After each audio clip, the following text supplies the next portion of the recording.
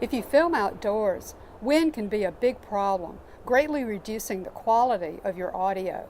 You've all seen videos like this, in which the speaker's voice is all but obscured by the wind noise blowing across the microphone. You may not discover the problem until you are sitting at your computer reviewing your footage, and then it will be too late. There is no easy way to remove wind noise during editing, so it's essential to plan ahead and avoid the problem in the first place. Here are a few tips.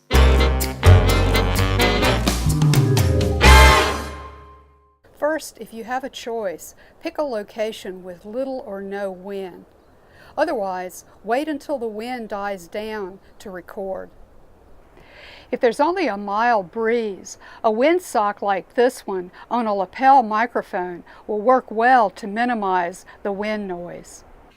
If you must film in a windy location, position yourself or your subject in front of a barrier, such as a building or a wall.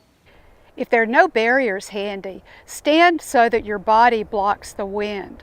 Here I'm standing with my back to the wind so that the lapel microphone is protected. Another option is to put the microphone underneath your clothing, which provides an additional barrier. So those are just a few tips to help you handle wind noise in your videos. This is the Scientist Videographer. Thanks for watching.